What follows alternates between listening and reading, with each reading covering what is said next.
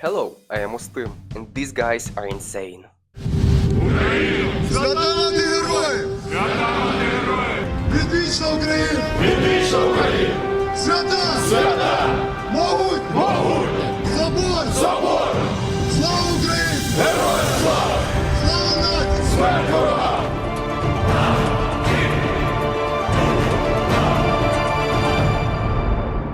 A lot of different opinions about Azov, both positive and negative.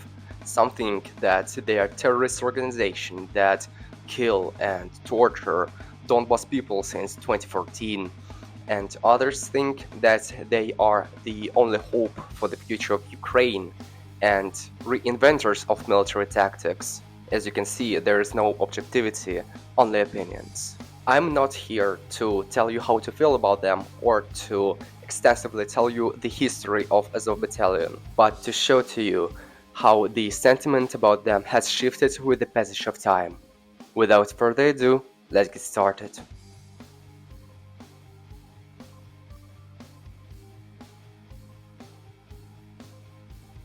Let me begin with a little checklist for us to be on the same page. First of all, are there neo-Nazi individuals in Azov Brigade? Of course there are. It would be a miracle if you found at least one organization, especially as big as an army, including American army, without at least one neo-Nazi individual or far-right individual. Because, well, that's the truth, you know? Second question. Is Azov an armed neo-Nazi militia? No, they are not.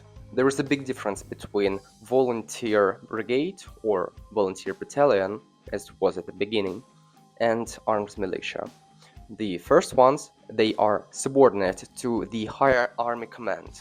They don't do anything they want, they can do only what they are told to do. And militia is a totally different story. They are not subordinate to the army, they are on their own mind. And if they are found with wrongdoings, they cannot be prosecuted as combatants, but they are prosecuted as war criminals who are not combatants. Third question. Is Azov rooted in the neo-Nazi organization? Not particularly. Yes, it is the truth that the leader of far-right, possibly neo-Nazi organization, was the founder of Azov Volunteer Battalion. Still, most of the people that joined Azov at that time, and especially now, they're not connected to any of the far-right movements. They're just patriots who want to defend their country. Fourth question. Is Azov Brigade a terrorist organization? No, they are not.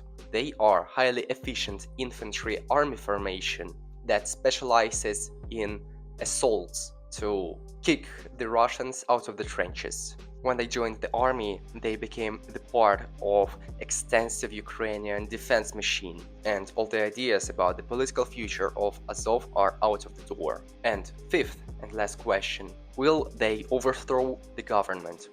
No, they will not. They have joined the defense forces to help Ukraine survive, to let Ukrainian nation live, to create some kind of peace for those who live next to the front line and deeper into the country. They had a lot of opportunities to overthrow the government in the past, and yet they never did it. Furthermore, they will never do it in the future, because without the government, even if they don't like it, and many of them don't, the country won't stand. Most of my answers have been negative by now, and thus you definitely have a question, who are they then? And I will joyfully tell you. They are a highly efficient military formation that has started their duty in 2014 and had an extensive growth since then.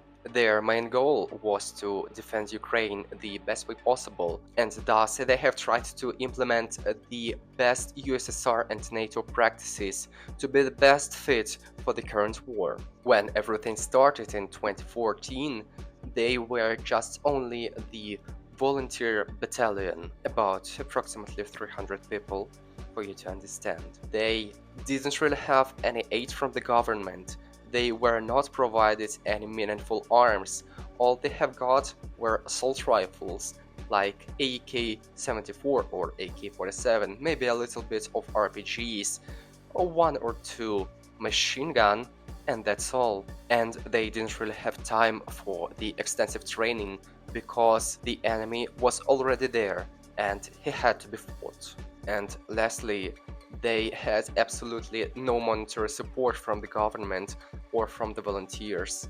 They have fought the war with their own money, with their own lives. And thus we have a question: who were that extraordinary people that put their lives on the line without expecting absolutely anything in return? Yes, I have told you that there are far-right origins of the Azov Battalion, and not without a reason. Think about it for a moment.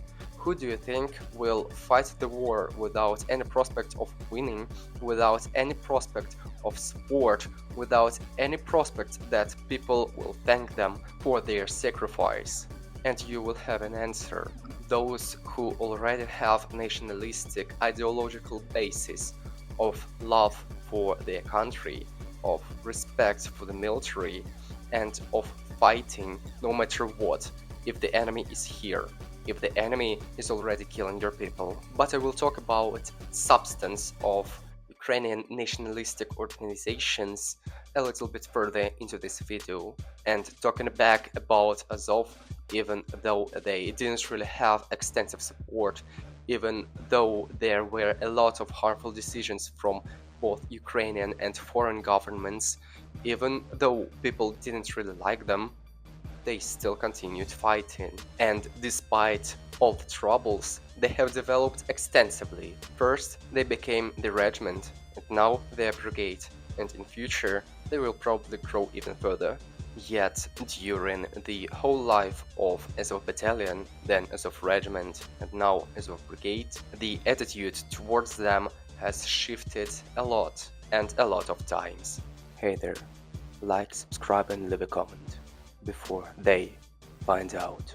And now I will tell you how and why Azov was perceived during different times. First of all, extensive Russian disinformation campaign against Azov has started since the time it was formed.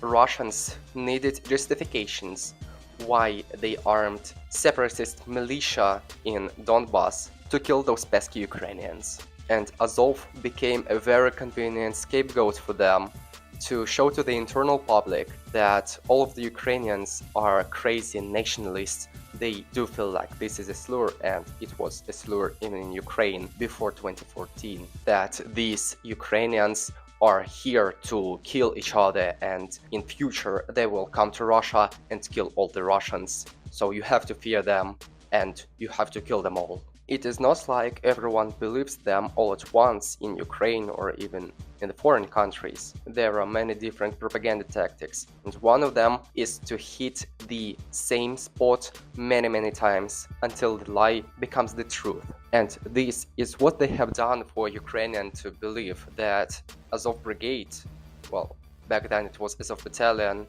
were crazy nationalists who hate just everyone. Russians also needed a scapegoat to cover up their terrorist actions, because at that time Russian officers that joined the fight on the separatist movements have bombarded and shelled Ukrainian towns, villages and cities to submission. And who else could kill Ukrainians? It's not Ukrainians, it's not Azov. Talking about that, we cannot pass through another Russian propaganda tactics of telling conflicting bullshit about the thing they care for. I insist you to think about it for a moment. You are smart people that consume media and news from different sources. And then you hear some news from the Russian side that Ukrainians once again killed some Donbas people, that they have shelled yet another Donbas village. You definitely don't believe them because those are Russians, and yet something has sticked, because on the back of your mind you remember that there is truth in different sources, even though a part of truth. And then you hear Ukrainian news that tell that Russians once again shelled more and more villages, that they killed and raped Ukrainian people that live in Donbass. You again feel like that there are a lot of contradictions and that both sides are possibly in the wrong, yet what they say is partially true, at least. And then you read news from Western sources that side with Russia or Ukraine, and you're completely out of it. And it is just exactly what Russia wants. They want you to feel like there is no truth, that nothing is clear-cut. Russian propagandists don't work only for the foreign public, but definitely for internal too. For Russians to think that there are Nazis in Ukraine, they have framed Azov as some terrorists, as crazy people that crucify little children and eat their blood. Yes, they have claimed that a lot. With that, they have achieved their goal of framing Ukrainians as neo-Nazis that will definitely in future attack Russia and kill their babies. Yet this all has a little backfired, because with all this fear-mongering, not only ordinary Russian people but also Russian soldiers started to fear even the name of Azov, especially thanks to their effectiveness on the battlefield. And as a result, I have to say that Russian propaganda is extremely effective. For example, in Ukraine, in the city of Mariupol, which was completely destroyed by Russians at the beginning of the full-scale war, people feared Azov as fire, as Nazis. People cursed them, people hit them, people wanted them to die. They have perceived Azov only as Nazis and never as heroes. For the Russian internal public, for Russians, they have successfully framed Ukrainians as Nazis. They have framed Ukrainians not as people, but as bloodthirsty beasts who will suck blood, who will crucify children, who will cut off your genitals and make you eat it. And talking about foreign perception, it is a little bit complicated, because at first Azov Volunteer Battalion was tolerated, but not without the concerns of neo-Nazi origins. Yet then, with the extensive propaganda machine, the emphasis has shifted a lot. People, even though they didn't know where Ukraine is, what the hell happened there, and what the fuck Donbass is, they definitely knew that Azov are terrorists, that Azov is neo-Nazi organization, and they believed it a lot. It came to the conclusion in 2019 when American Congress has signed the legislation to recognize Azov Battalion as a terrorist organization and not to supply it with American arms. That hit hard, really hard. That decision hadn't been withdrawn till the summer of 2022, when Azov has shown themselves as heroes that risk their lives and risk their future for the sake of the lives of people. Concluding this topic, I have to tell you that if you think that you're not susceptible to Russian propaganda, you're the most susceptible to it. The reason is simple. They have different tactics for different groups of people who think differently. You have possibly already found out that many things that they talk about contradict one another, and it is definitely not a bug but a feature. You don't have to believe everything they say, you just have to believe on the one thing and one thing only. That is how the seed of doubt is planted into your mind. Previously, I have started talking about Ukrainian far-right movements, and I will continue about it now. First of all, you have to understand the origins of modern Ukrainian nationalistic and far-right movements. This origin is simple. It is OWN, or Organization of Ukrainian Nationalists. This political and activist organization was founded in 1929 in Ukraine when it was under communist occupation, and it has continued its life and work till the end of 1950s when it was completely prosecuted.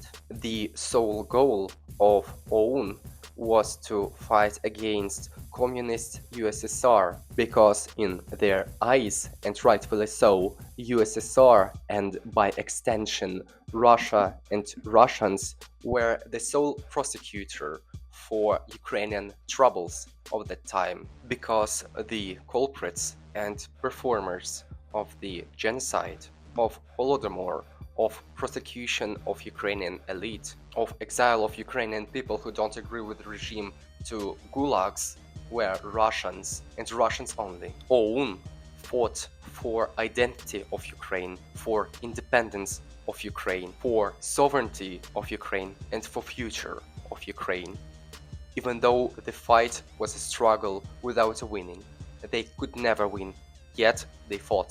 By the way, OUN is one more whistleblower for Russians, because they hate OUN, because those fought with USSR, fought with the empire, which was led by Russians. As a side note, I want to be clear that I am not apologetic for Nazi or fascist movements, any of them. Yet, I want you to understand and to have the full picture about what happens in Ukraine about what is the difference between far-right movements in Ukraine and in other countries. Ukrainian nationalistic organizations have had a lot of different faces and facades. Some of them decided to be Nazis, some of them decided to be fascists, some of them decided to be national democrats, and some other decided to be something else. Yet there is a big difference between Ukrainian far-right organizations and foreign ones. Because foreign Nazi organizations, they fight to prosecute Jews, for example, or for the supremacy of white people, or something like that. Yes, some of them are being vocal against Jews or Muslims or Chinese or any other hated group of people, yet the main goal for them was sovereignty of Ukraine, because even after independence, the influence of Russia on Ukraine was magnificent, and it had to be dealt with, and only those who fought without the reason not to fight have fought them. And it so happened that those people had, let's say, controversial thoughts about other questions. Yet, general struggle was against Russian influence in the faces of pro-Russian politicians, Russian oligarchy, and Russian media. And from such movements, those who decided to defend their country with weapon in the arms without any prospect of compensation were born. Concluding this video, I want to talk to you about the future. First of all, I think that Azov Brigade will definitely expand to the size of a division. Brigade is a military formation with approximately 3,000 people, and division is a military formation with approximately 10,000 people. Well, give or take a couple of thousands. Azov will definitely improve further their military tactics and succeed in better implementation of the best USSR and NATO practices to be the best in the world, or at least in Europe. In case of any ceasefire or complete stalemate on the front line, they will teach their counterparts about the intricacies of fighting this modern, old-fashioned trench war, and European soldiers will like it. Azov will become, well, maybe they already are, the best foot soldiers in the world. Thank you all for watching. May God bless you all. See you next time. Peace.